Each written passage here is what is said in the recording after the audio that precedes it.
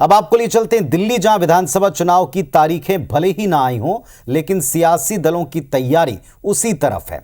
अपनी अपनी बिसात पर एक दूसरे को शह मात का खेल बड़ी तेजी से आगे बढ़ रहा है। सूबे का सियासी टेम्परेचर इससे बढ़ा है। आज इसमें एंट्री हुई प्रधानमंत्री नरेंद्र मोदी की। गरीबों को घर और दिल्ली को हजारों करोड़ रुपए की सौगात उन्होंने दी और साथ ही साथ आम आदमी पार्टी पर, सरकार पर, केजरीवाल पर तीखे तीर चलाए जुबानी। देखिए।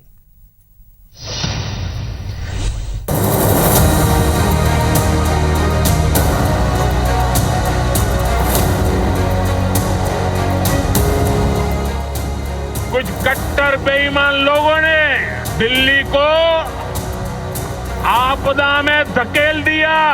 मैं भी कोई शीश महल बना सकता था, लेकिन मेरे लिए तो मेरे देशवासियों को पक्का घर मिले,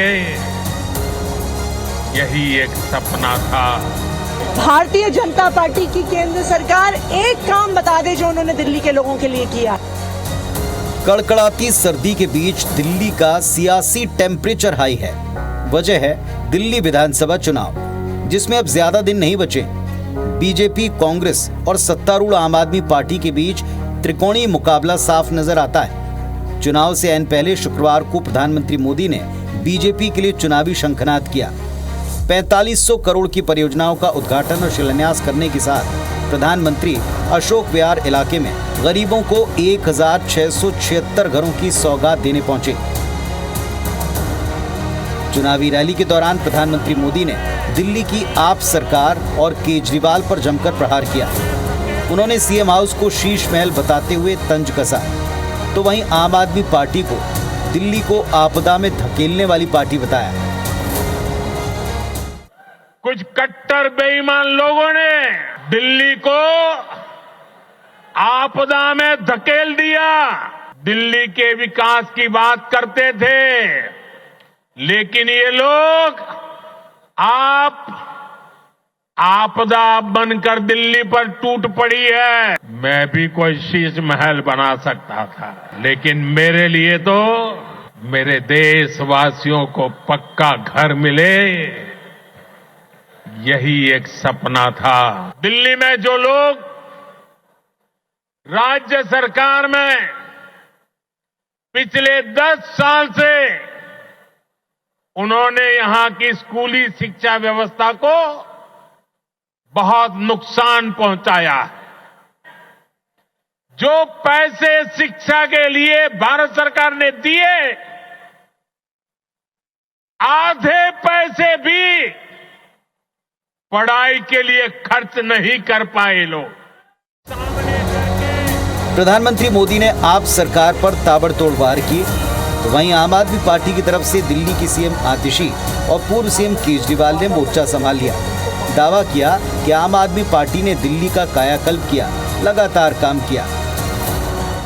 आम आदमी पार्टी है, अरविंद केजरीवाल जी हैं, जो दिल्ली के लोगों को अच्छी शिक्षा, अच्छी स्वास्थ्य व्यवस्था, बिजली, पानी, बुजुर्गों को संजीवनी के माध्यम से फ्री इलाज देना चाहते हैं।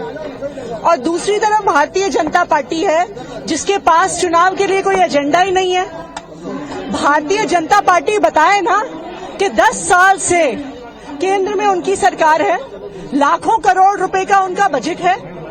केंद्र सरकार एक काम बता दे, भारतीय जनता पार्टी की केंद्र सरकार एक काम बता दे जो उन्होंने दिल्ली के लोगों के लिए किया। 4700 मकान बनाए हैं 5 साल में। दिल्ली में 4 लाख झुग्गियां हैं, 15 लाख लोगों को मकान चाहिए। 4700 मकान इन्होंने 5 साल में बनाए। प्रधानमंत्री जी वादा करके गए थे मैं तुमको पक्के मकान दूंगा, लेकिन धोखा दिया, पीठ में छुरा घोंपा।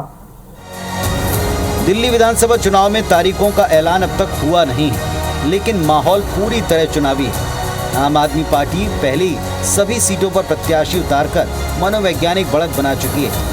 वहीं बीजेपी ने अपने सबसे बड़े चेहरे प्रधानमंत्री नरेंद्र मोदी की रैली के साथ चुनावी शंखनाद कर दिया है। कुल मिलाकर दिल्ली के चुनावी समर में शह मात का खेल शुरू हो चुका है। आने वाले दिनों में कई ट्विस्ट एंड टर्न्स देखने को मिलेंगे, ये तय है।